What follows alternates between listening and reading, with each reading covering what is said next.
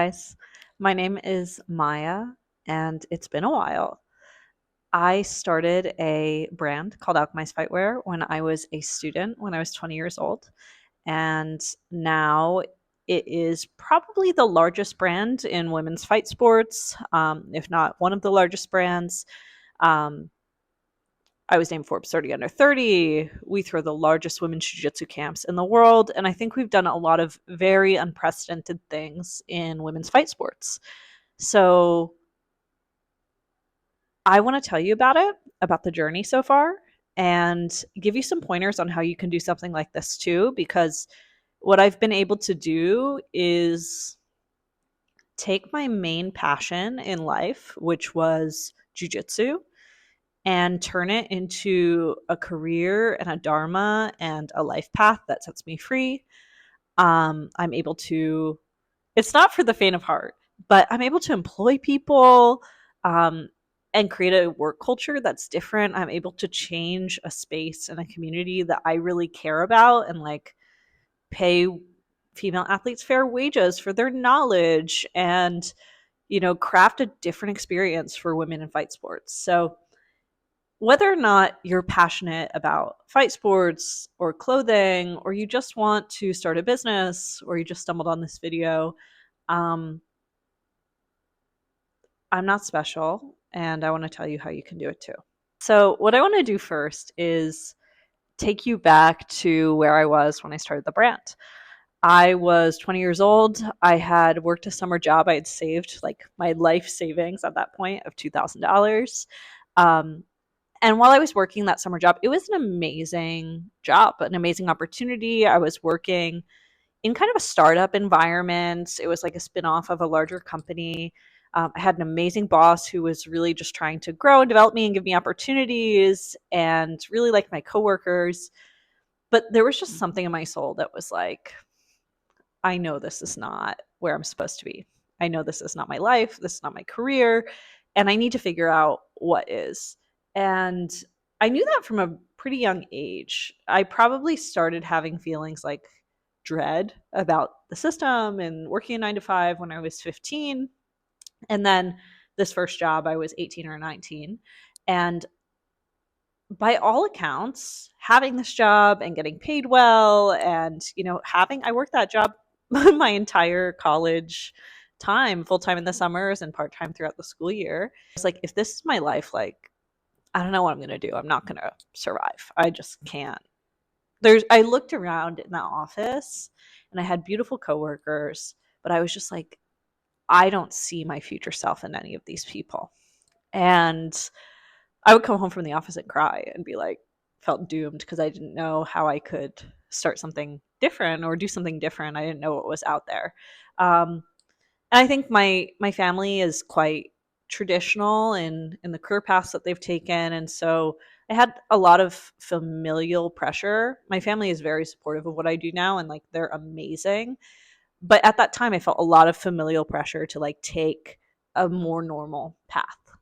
So that was pretty challenging for me. But I remember I would wake up early before work at like 5 in the morning, and I would, uh, one, listen to podcasts all the time about people who had started their own businesses, like Tim Ferriss, and I read the book 4 Hour Work Week, and I listened to a million like podcasts and audiobooks. But I sat down and I listed out all of my interests and all of the kind of unique identifiers of me.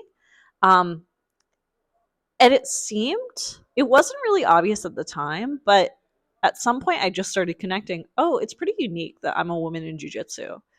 And actually, I do have an issue finding gear out there that fits my body. Like, I was wearing some Sanibel rash guards and like a Nike dry fit rash guard, an extra small. It was too small for me, but like, it was tight fitting for no gi. And I had this gi that I got from my gym that like, I literally felt like I was wearing a burlap sack. And I was just like, I don't feel cute or confident in these things. And I would compete, in my Sanibel rash guard that was like just straight up and down would just come over my head while I was just training in the gym. Obviously that's distracting. Like, someone could be trying to submit you, and I'm like trying to cover myself. So I didn't know anything about fashion. I didn't know anything about, I didn't even have personal social media at the time. But I kind of naively thought, maybe I can do something about this problem. And so I went to YouTube University. I started learning about tech packs and developing products. And I found a manufacturer on Alibaba, and I got them to send me a sample. I remember I got some template from YouTube about how do you contact manufacturers. And they sent me a sample, and I just edited it on my body. I sent them like a video back, and I was like, oh, could you take it in by 1 inch here? Could you take it in by 2 inches here? Make it 2 inches longer. And the initial product was a rash guard that just had a nicer fabrication. It wasn't that like really waxy, I don't know, cheap feeling polyester. It was still polyester, but it just felt much better on your skin. And it had kind of a cap sleeve. It was a shorter sleeve that looked a little bit more feminine, was more fitted through the waist, a little bit longer so it didn't roll up. Really simple concept. And then I launched the website.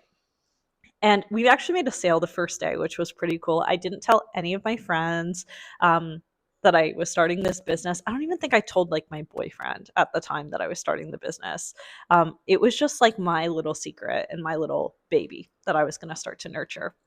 And from there, it probably, I also, on my first order of rash guards, spent my life savings of $2,000. So my dad knew, because he was very upset that I did this and like spent all my money on this pipe dream, basically. But I don't know, I just had a feeling like I would be able to sell it. I don't know what it was. It was kind of hubris and naive. But I started basically just like, I couldn't really sell them online. I didn't know how to bring people to my website. I didn't really know how to build a social media presence. And I didn't want to show my face on social either. Around that time, like maybe 6 months later, I started this YouTube channel. And so there's videos back from 2020 where I'm talking about starting my business and like coming with the idea. But between 2020 and 2021, I was able to like get the business up to like 10 orders a month.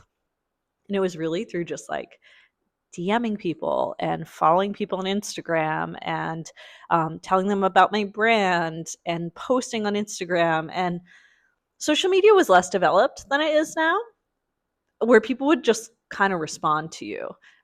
Big fighters like the Maggie Grandaddies of the world and I don't know, some other examples, but like Bia Mosquito was huge during that time. Angelica Galvao, like they wouldn't respond to me, but some smaller athletes would respond. And so I would just like shoot my shot all day, every day. When I graduated from college, I got in this pre-accelerator program where they basically paid me to work in my business for 3 months. I think I got paid like $4,000 or something for the summer, but I lived with my boyfriend in an RV at that time. Moved out of my parents' house during COVID and really wanted to go full-time in the business, but just the sales weren't there. So I got a full-time job where I could learn. I was working in marketing, and I would literally learn things at that job. And my boss was an entrepreneur. I worked right under the entrepreneur CEO.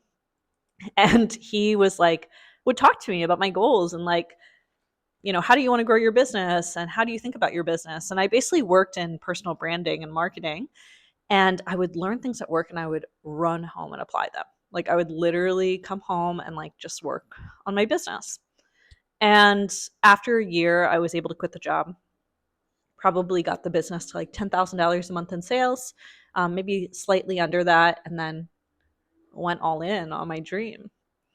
And as soon as I go all in on my dream, I quit my job. Last day of work was like October 31st. And I was living in the same apartment, but I had a boyfriend, so we were splitting the rent. And by February 1st or end of January, I had decided, okay, I'm going to rent an office because like literally it's a studio apartment filled with boxes, like boxes in the shower. Like it was horrible. It was a mess here. And I had like put stuff downstairs. I had shelves downstairs, and I would just walk to the post office every day and fulfill orders. But it was just becoming too much. And so I needed a space, and I found a little space for like $300 a month. But at the same time, I just quit my job. My boyfriend and I broke up, and my rent jumped from $650 a month to $1650 a month overnight. Like literally, it was the same. He moved out February 1st, and I moved into that place, the office, February 1st. And so that started like a very stressful period of the business. And I'm not going to go into all the details, but like really how I've grown the business has just been like being super scrappy, learning from anyone and everyone I could. I shoot my shots in the DMs with athletes all the time. I shoot my shots with like entrepreneurs who are more successful than me, or people who have worked in corporate marketing or corporate product development or whatever. And I just am constantly learning. I'm someone who, I'm 26. I don't have a career, or like not have a career. I have a career obviously in my business, but like I don't have a career background in anything. And so I'm pretty humble about the fact that I'm not really good at anything specifically except for solving problems and being like a humble student all the time. And I think jujitsu really helps you with that mentality. Um, but I wanted to bring people together, and we started these camps, and then the camps have really just like taken off and changed the whole trajectory and identity of the business. So that's a little bit of background on how we've gotten here. How I got on Forbes 30 under 30, I ended up raising around a fundraising last year. And I think that's something that like Forbes looks for, either raising or like hitting a certain revenue mark. But I applied. Like if you can take one thing from this video, it is chase your dreams and shoot your shot. And like, you're going to fall on your face a million times and embarrass yourself a million times. Trust me, I do. And I have, but like, I'm going to look at this video at some point and be like, wow, it's so cringy and embarrassing. But I think that's the only way that you get to the next step. And I think if you could fall in love with the silliness of embarrassing yourself, the silliness of shooting your shot, um I do feel that like sense of love for earnestness in myself and earnestness in other people, and I don't take myself too seriously in that way. And so I think if you can do that, like failing forward just becomes easier and easier. How can you do something like this too? If you are someone with a dream, you want to start a business, maybe you want to start a business and be my competitor in like jujitsu. How do you think about getting started? As someone who didn't have any kind of career background in anything, I think naivete has been a super strength of ours, because we're not afraid to do things differently, because I didn't have training on how to do them right. So I just think, don't let a lack of knowledge or lack of resources or a lack of connections stop you. I didn't know anyone in this space. Like I didn't know big jujitsu people. I knew the people at my gym. I didn't know big manufacturers or big funding people or any of those things. You just build those relationships as they come, and you leverage one thing, like literally like 1 month of sales into the next thing. Like our first, we would like do sales on pre-order. Our first big pre-order went into our first big purchase order. And so just like getting creative about how you approach things, I think is a key to succeeding. But foundational to all of this is make sure you're making stuff people want. Like, instead of falling in love with your own idea, instead of falling in love with like the thing you want to create, fall in love with your customer and your community and what they want and what they care about.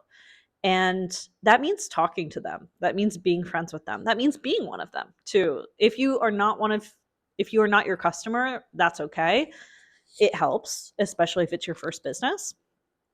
But being a real student of your customer, being really curious about them, what they care about, who they are, what they do in their free time, where they're hanging out online, where they're hanging out in real life, how you can make their life easier and like provide value to them, even if it's not through a product, just like through a message you share on social, through like we do free open mats. Like our customer cares about that. Oh, you're bringing the community together. I care about that.